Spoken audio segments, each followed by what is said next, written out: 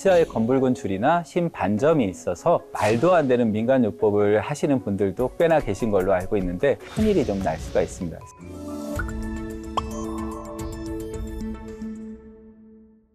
안녕하세요. 치과의사 이상수입니다.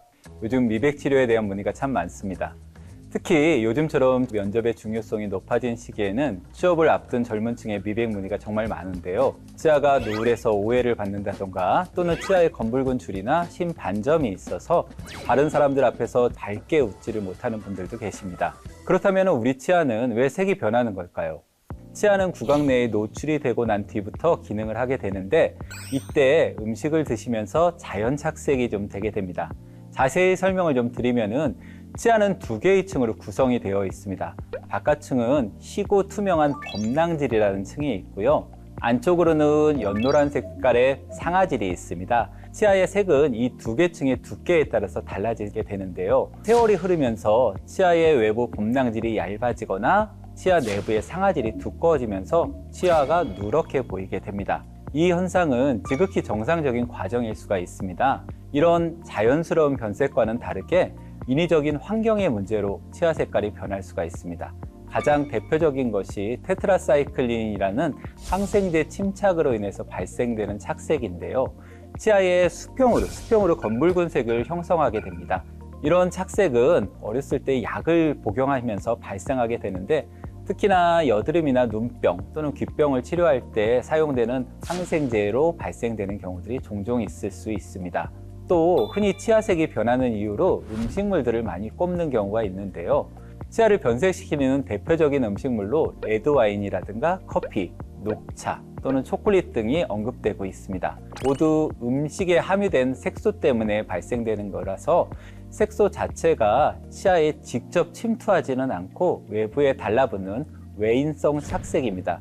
이 외인성 착색은 쉽게 제거가 가능합니다. 또 간혹 물어보실 때 빨대로 음식을 먹게 되면은 치아에 착색이 안 되니까 괜찮지 않을까요? 라는 질문을 하시는 경우가 있는데 이론적으로는 가능합니다. 빨대를 목구멍 깊숙이 집어넣어서 치아에 음식물이 닿지 않도록 삼키게 됐을 때 된다는 얘기지 빨대로 먹기 때문에 착색이 안 된다는 얘기는 아닙니다. 그렇지만은 음식이라는 게 또 맛을 느껴야 되고 그러면은 혀에 닿아야 되는데 그런 식으로 해서는 치아의 착색을 피할 수는 없습니다.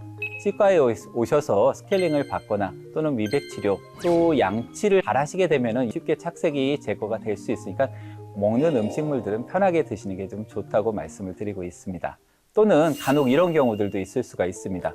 오랫동안 교정치료를 받았는데 교정치료를 끝나고 교정장치를 뗐더니 치아가 얼룩덜룩하게 변해 있는 경우가 생길 수가 있습니다. 이런 경우에는 교정 기간 동안 교정장치가 붙어 있는 부분이 제대로 양치가 되지 않기 때문에 발생한 일종의 초기 충치 현상들입니다. 치과에서 치료를 받게 되면 그런 것들은 다 회복이 가능합니다. 그래서 여러분들이 교정을 받거나 하실 때는 더 열심히 양치를 해주시는 게 필요하고요. 정기적으로 치과를 방문하시면서 검진을 받으시는 게 필수라고 생각하시면 됩니다.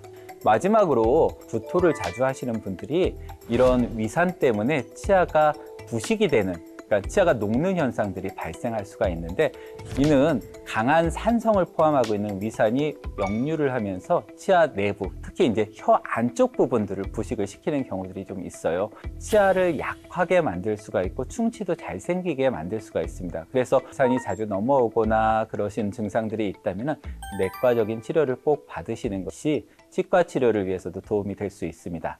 여기서 잠깐 재밌는 얘기를 하나 좀 해드리는데요. 여러분들 그 블루투스라는 용어 많이 쓰시죠? 블루투스의 어원을 혹시 좀 아시나요? 블루투스의 명칭은 북유럽을 통일한 덴마크 왕 헤럴드 블라탄드의 이름에서 따왔다고 하는데요. 헤럴드 블라탄드는 늘 블루베리를 즐겨 먹어서 치아가 푸른색을 띠었다고 합니다. 그래서 블루투스라는 이름은 그가 북유럽을 통일한 것처럼 PC와 휴대전화 또는 디지털 기기까지 모두 하나의 무선 통신 규격으로 통일한다는 의미에서 그 이름이 나왔다고 합니다. 치아색을 딴 IT 기기가 있다는 것이 굉장히 좀 흥미롭죠. 아무리 양치를 열심히 해도 도통 치아가 하얗지 않고 누런색을 띠는 경우들이 있는데 이것 때문에 이제 셀프 미백에 대해서 물어보시는 분들이 많이 있어요. 간혹 말도 안 되는 민간요법을 하시는 분들도 꽤나 계신 걸로 알고 있는데 그중에 안 되는 방법들 몇 가지를 좀 소개를 해드리려고 합니다. 베이킹 파우더를 치아에 바르고 알루미늄 호일을 감싸서 팩을 하면 치아가 하얘진다는 얘기가 있어요. 한때 SNS에 많이 올라왔던 방법이라서 저도 본 적이 있는데 베이킹 파우더는 우리가 세제로 많이 사용을 하기 때문에 치아 표면에 묻은 묵은 때를 벗겨낼 수는 있습니다. 그렇지만 치아가 하얘지는 효과를 보는 건 아니고요. 레몬즙을 거즈에 묻혀서 치아 표면을 닦아내면 치아가 하얘진다라는 말도 있습니다.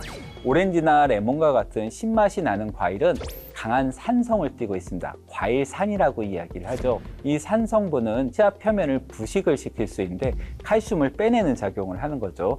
이렇게 부식이 되면은 치아가 좀 푸석푸석해지고 건조해져서 하얀색 느낌을 줄 수 있어요. 마치 하얀 분필 같은 느낌을 주게 되는 건데 이게 역시나 치아가 하얗게 된 거는 아니고 일시적으로 그렇게 보이는 겁니다. 역시 치아 색을 밝게 만드는 그런 방법은 아닙니다. 사과 식초를 희석을 시켜서 입안에 머금고 매일 양치를 하면은 치아가 하얘진다라는 얘기도 있죠. 역시 식초의 산 성분 때문에 일시적인 탈해 현상 때문에 나타나는 작용이고요. 이 방법을 오랫동안 쓰시게 되면 오히려 치아를 약하게 만들 수가 있습니다. 산에 의해서 부식이 되기 때문에 절대 권하고 싶은 방법은 아닙니다. 자, 이런 카더라 정보들은 절대 함부로 따라해서는 안 되고요. 잘못하면 오히려 치아나 잇몸에 자극만 주게 되니까 주의하시는 게 좀 좋습니다. 민간요법을 넘어서 요즘 같은 경우에는 집에서도 약품으로 셀프 미백을 시도하시는 분들이 좀 있어요. 이 또한 제대로 된 제품이 아니면은 여러분들의 치아나 잇몸에 해를 끼칠 수 있기 때문에 잘 확인하시고 사용하실 때 주의를 기울이셔야 합니다. 과산화수소를 이용을 해서 미백을 하는 경우가 있는데 사실 치의학에서 미백을 할 때 사용하는 약물의 주 원료가 과산화수소인 거는 맞습니다. 이미 많은 분들이 잘 알고 계시는 부분이기 때문에 이걸 응용하시는 경우가 있고 약국에서 과산화수소수를 사서 시도를 해보시는 분들도 꽤 계신 걸로 알고 있어요. 근데 알아두셔야 할 것은 과산화수소수는 세포 독성이 있습니다. 여러분들 그 상처 입었을 때 과산화수소수, H2O2 약국에서 사서 바르면은 굉장히 좀 따갑고 통증을 좀 느끼시죠? 이런 독성이 좀 있기 때문에 여러분들이 그거를 직접 치아에 댔을 때는 잇몸에 상처를 입힐 수 있습니다. 특히나 약국에서 여러분들이 구입하시는 과산화수소수는 보통 3% 정도의 농도를 갖고 있는데 실제 미백 효과를 보기 위해서는 10%에서 15%, 병원에서 직접 하시는 거는 약 35% 이상의 고농도의 과산화수소수를 사용을 하기 때문에 여러분들이 약국에 있는 것만 갖고 쓰기는 어렵고 농도를 더 높여갖고 정말 뭐 10%, 20%, 30%까지 높여서 쓰는 것들을 얘기를 하는 경우들이 있는데 잇몸에 화학적인 화상도 입게 되기 때문에 큰일이 좀 날 수가 있습니다. 그래서 여러분들 절대 그런 거 쓰시지 마시고 35% 정도 이상 되면은 독극물로 분류가 되기 때문에 의료인들이 의료용으로 구입하지 않으면 쓸 수가 없어요. 그런 부분들을 여러분들이 시도하시는 것은 굉장히 위험한 방법이기 때문에 쓰지 않으시는 게 좀 좋습니다. 치과에서 사용을 할 때는 잇몸을 다 막아주고 하기 때문에 치과에서는 그런 고농도를 쓸 수가 있는 겁니다. 그리고 여러분들이 또 많이 얘기하시는 게 미백 치약을 사용을 했을 때 그럼 미백 효과가 좀 있을까요? 라고 이야기를 하는 경우들이 좀 있어요. 미백 치약 같은 경우에는 일반 치약보다는 미백 효과를 보실 수 있는 것이 사실이기는 한데 고농도의 약재를 포함시킬 수가 없기 때문에 매우 낮은 농도의 농도를 포함을 하고 있습니다. 농도가 낮다 보니까 치아 깊숙이 침투를 할 수는 없고요. 치아 표면에 있는 착색들은 가능합니다. 그래서 치아에 그동안 낀 착색들을 제거를 하거나 치과에서 미백을 이미 한번 한 뒤에 그 미백 효과를 유지하기 위해서 사용하시는 정도라면 충분히 효과를 보실 수가 좀 있습니다. 구독은 충치 예방의 지름길입니다. 결국 치아의 색을 밝히는 가장 확실한 방법은 전문가에 의한 전문가 미백 시술을 받는 방법인데요. 흔히들 여러분들이 이제 미백을 받게 되면 치아가 하얗게 된다라고 생각하시는 경우가 있는데 실질적으로는 전문가 미백을 받으셔도 치아가 하얗게 변하는 것은 아닙니다. 이거는 치아의 명도를 좀 높여서 원래 있는 치아의 색깔을 돌리는 방법인데요. 치과에서 미백을 하실 때는 우선 스케일링을 통해서 치아 표면에 붙어 있는 치석이라든가 외인성 착색 물질들 제거를 하게 됩니다. 다음으로 잇몸을 보호하기 위해서 잇몸에 보호 장치를 합니다. 말씀드린 것처럼 댐이라는 장치를 좀 하게 되고요. 그래서 약재가 잇몸에 침투하는 것을 막게 됩니다.